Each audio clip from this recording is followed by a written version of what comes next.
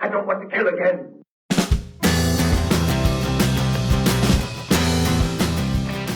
Okay, so the third Horror Mayhem vlog begins with Fritz Lieber, our Fritz Lieber, Fritz Lieber? I don't know. The girl with the hungry eyes. The girl with the hungry eyes. It came out in 1949, so it's quite an older one. 1949, and I loved it. I absolutely loved it. I thought it was a really good story. So I like Fritz Lieber, and I'm a huge fan, as you probably know if you've seen the channel, of his Sword series, Fafnir Grey Mauser stories.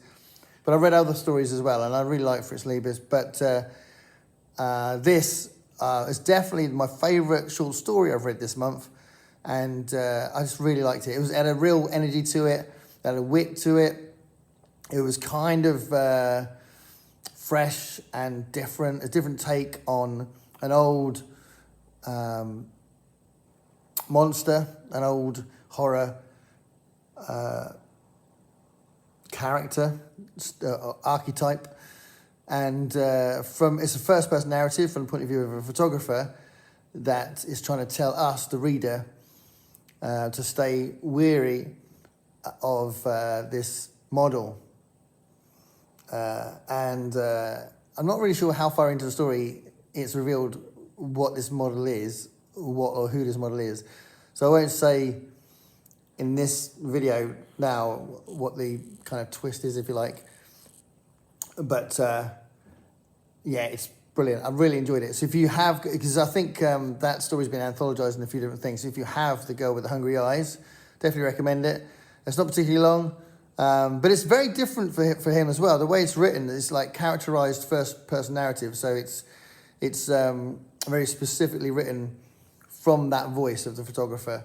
And it's definitely, and I love the first line. I really enjoyed it. I thought it was great. So yeah, big up to Fritz Lieber.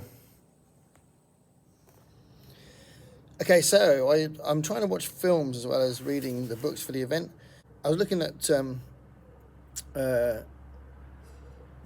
what was on Amazon Prime, trying to pick one from there, and then this one came out called The House That Dripped Blood, from 1971. I thought, well, I'll watch the opening credits, see if it grabs me in the first few minutes.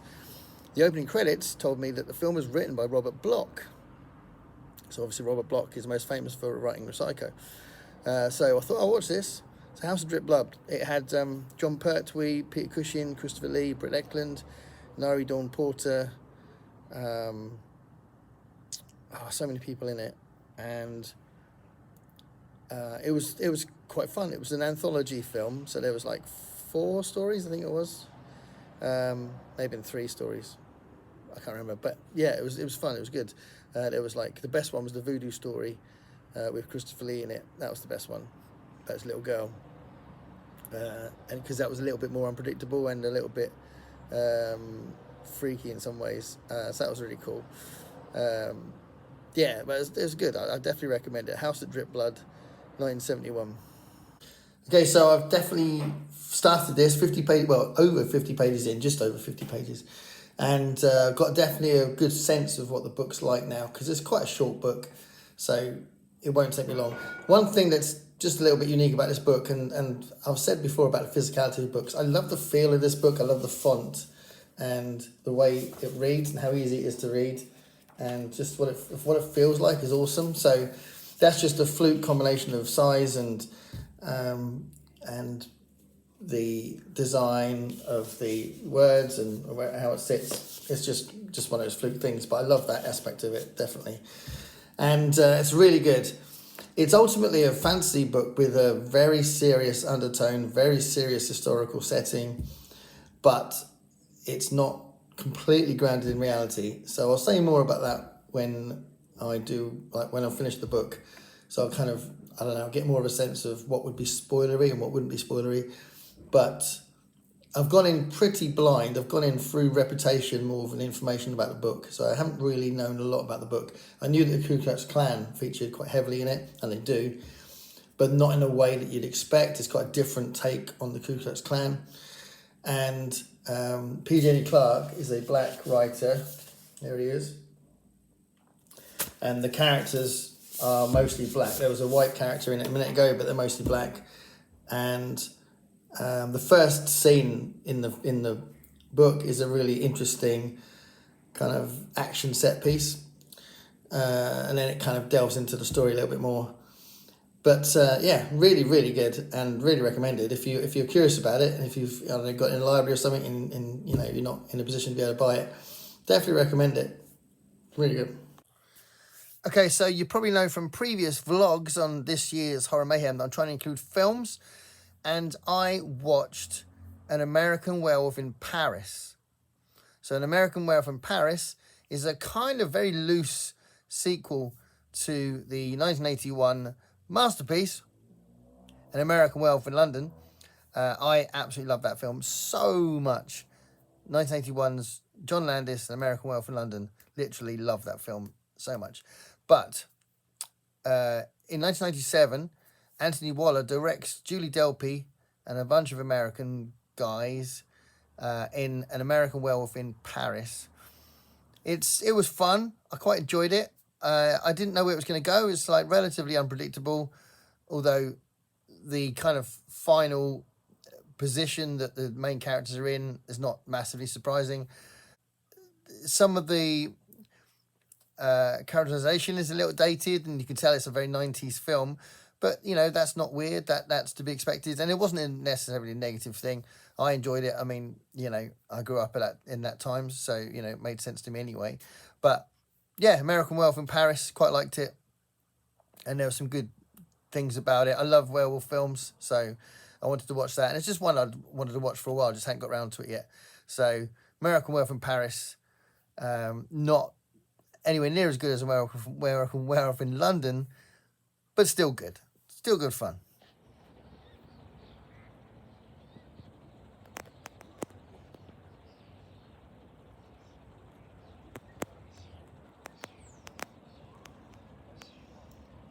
Well, that's a beautiful day again, and I've gone further down to Baffin's Pond. So earlier in one of the other vlogs, I was in the field that leads to Baffin's Pond, and this is Baffin's Pond. So this is the area that you don't get a lot of people, because if you have a look right on the other end there's loads of benches, and there's actually more ducks and swans and geese over there, but there were a couple of ducks just here.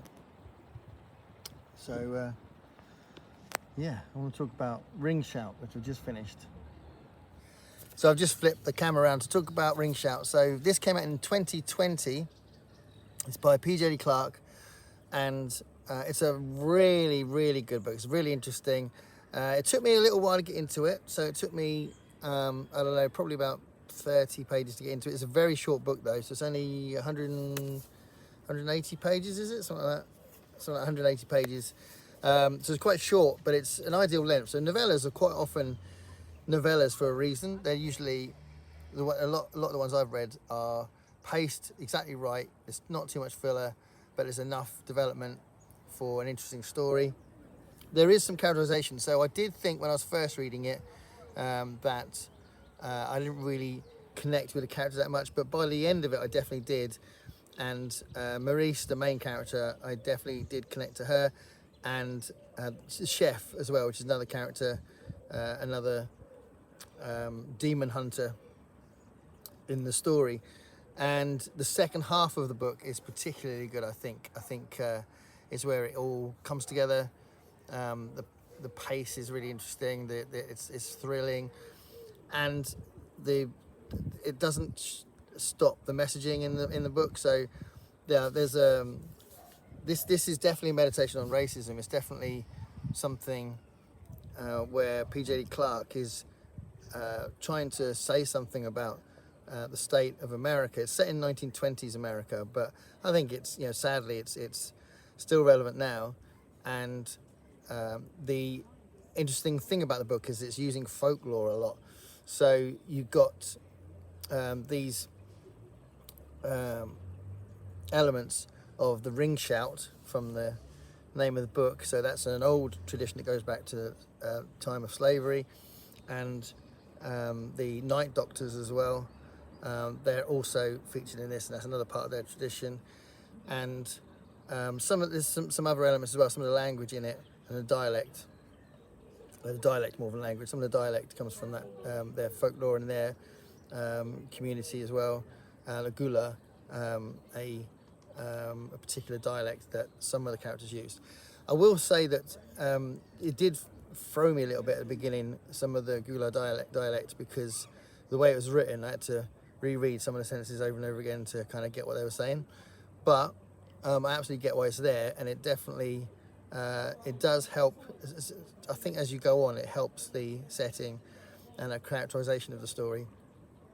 So what is the story? So as you can probably guess from the cover, the Ku Klux Klan feature heavily in the story. But what PJ Clarke's done, which is really interesting, is that he's created this demon that inhabits the Ku Klux Klan uniform. So you can see their eyes with teeth, and that's because these aren't human, they're Ku Kluxes, and they are different from human members of the Ku Klux Klan. So they both exist, humans that belong to the Ku Klux Klan and these monsters that are they basically feed on hate, and they are sort of making their presence in the world and trying to increase their power and their presence and their effect on the world through through the Ku Klux Klan. And later on, I won't tell you what happens, but the plot changes a little bit in a really interesting way, and a different kind of hate is explored, and I think it's quite good, that bit. So without spoilers, I'll try and explain what I mean for anyone that has read it. But I think the kind of twist ending, or the extra layer that gets added later on, I think that's good, because it does differentiate different kinds of hate and resentment, and it explores the idea that some can come from nothing, kind of pure hate, pure evil, and some can come from hurt. So I do think that's an interesting thing that the book explores, and I do think it's different. But yeah, it was very, very good. So I was buddy reading this with Dave from Book Blabber, and at the beginning I sent him a message saying that I wasn't really sure, wasn't really engaged, but actually the second half especially, I was really engaged. And even when I was engaged, I was really impressed with the idea and some of the elements of the book that were being explored, and some of the ways the folklore was used, and that I thought that was brilliant. But actually, I just really enjoyed it by the end of it. So I definitely recommend it. It's very short, but it's very powerful, and it's quite unique, I think. And it's quite visceral, and there's lots of body horror in it by the end of it. So it's definitely a horror book, but it explores political themes really well, and obviously explores issues of race and the presence of the Ku Klux Klan. So yeah, fantastic, really. So yeah, totally won me over. But yeah, it took me a little while to get into it. So there we are. Ring shout, PJ Clarke. Okay, so yesterday I had the most amazing day going to London to meet up with some booktubers. So some of them were people I'd met in London before, but there were some new people that I hadn't met before, which is fantastic. I'm going to do a separate video on that. But in the meantime, with the relevance of what I was reading for this vlog, I took a bigger horror book, because I knew I was going to be on the train for a few hours, and I thought I'd get a lot of reading done, so I thought it would make sense to do a little bigger one. So I broke the rules a little bit with the Horror Mayhem remit. I mean, as it happened, on the journey back, I couldn't really read because it was so noisy, because it was the day of the FA Cup final, and the train was full of football fans that were going crazy because their favourite team would have won. But anyway, I was reading Let the Right One In. So Let the Right One In by Don Avid Linguist. This has obviously been made into two films, the Swedish film Let the Right One In, and the American remake Let Me In, I think it's called. I've seen the original Swedish one, I think it's a fantastic film, which is why I wanted to read this. But the book is actually quite different to the film, and that kind of surprised me. So essentially, lots of the main beats are the same, except, well, one big change is the character Harkin, and I'm pretty sure that's his name, isn't it? I don't know. Yeah, I'm not sure if I pronounced it right, but I should have just trusted my memory. But I've got the name right. So that character, who's the one who's doing the murders for the young girl, who's the vampire. That character is very, very different in this, in a quite shocking way. Very controversial elements to that character. So, yeah, I mean, that was quite disturbing to read, and it was quite, I don't know, it took me out of the book for a second. And we go, whoa, have I read that right? So yeah, that was a little bit of a shock, but it's really good, and it's written so well, and you are really feeling Oscar in particular, but also the characterization of Ellie is really good as well. But yeah, it's so good. So I'd say it's still worth reading even if you know either of the films or the original film especially. But yeah, so I'm reading that, and I've got that far so far. So what's that? 136, page 136. But I am going to start this as well. Things have gotten worse since we last spoke. So yeah, this is actually 3 stories in here. But I'm going to read the title story first and see how I get on with that. Okay, so this is going to be the last entry for this next vlog, this 3rd vlog. And I'm still reading this. So I'm in the middle of this. This is really good. But in the meantime, I knew that this story, Things Have Gotten Worse Since We Last Spoke, is quite short read. So I thought I'd interrupt the big book with this. So this is 150 pages. It's also written in a way that you know it's going to be a fast read, because it's either emails or instant message conversations. That is the delivery of this story. So either emails or instant messages. So because of that, it's a very naturally written story. So it's not a lot of overly poetic prose. I would say that it does, because of the fact that the author wants to write with more flourish sometimes. It does have that problem that there are some moments in the emails where it's a little bit more ornate.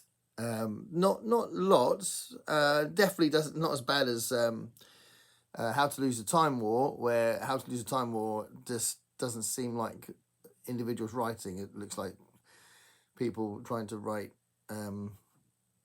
a book rather than writing to each other. But so it's not in the same degree. But there are a couple of moments where that's true.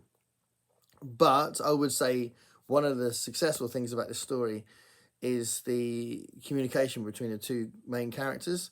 So it is really all about those 2 characters, Zoe and Agnes.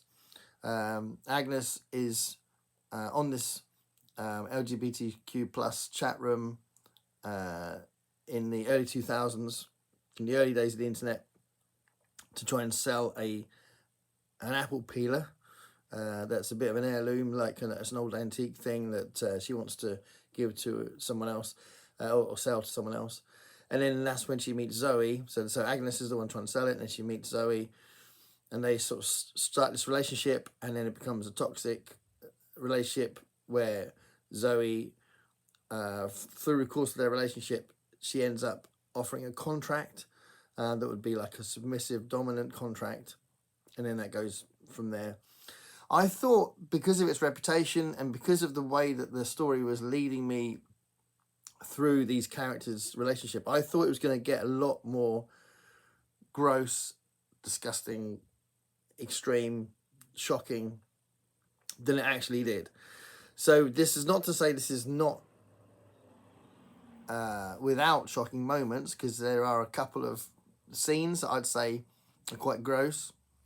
If you've read it, then you'll know what I mean when I say there's a crucifixion scene that's quite horrible and not nice to read. And then there's also the kind of setup for the final moments of the story, which are also quite gross, because you can kind of imagine doing it, and it's a bit like, oh, that's gross. But it was a lot tamer than I thought it was going to be. So I don't know why I thought it was going to be more extreme, but that's the impression I got. So that did taint my overall impression once I'd finished it. It was a very quick read though. It's only, you know, you could read this. It took me just a few hours to read this because it's only 150 pages, and as I said, the way it's written makes it a fast read as well. I was impressed by the intensity and I like the format with the messaging. I thought it was quite a sort of fresh way to tell the story, but I thought it was going to go somewhere else than it did. The language about I don't want to spoil anything, but the motivations between the motivation for Agnes for what she was doing and how desperate and lonely she was. Some of that worked really well, and some of it was a little bit.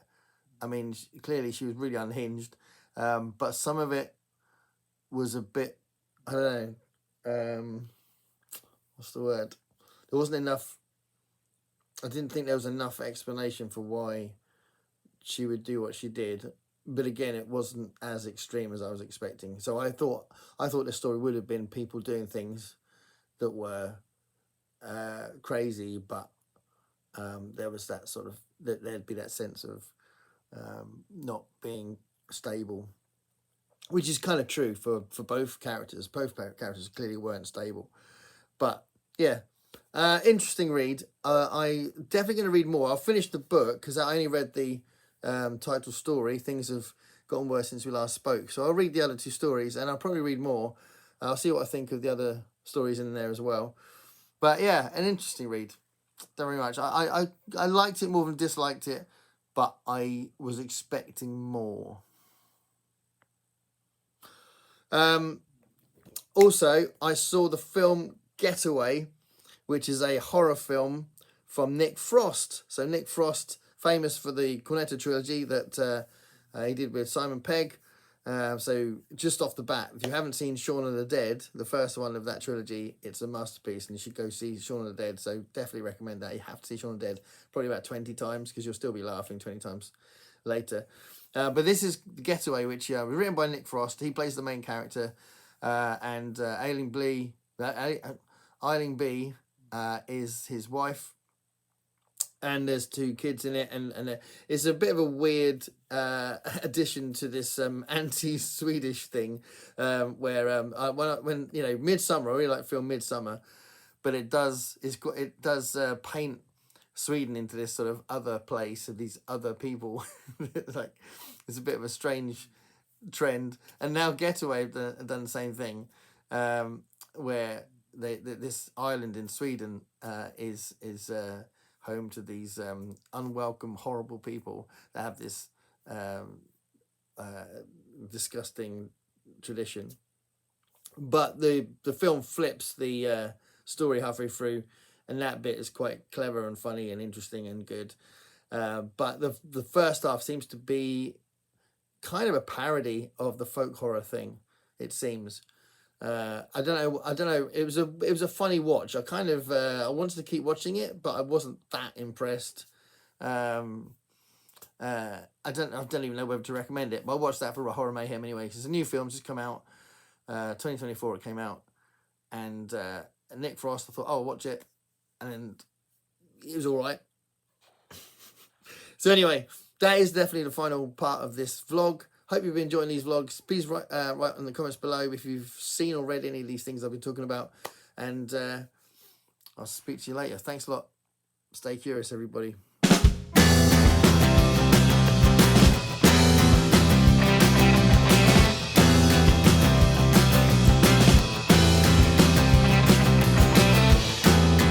Paint me a picture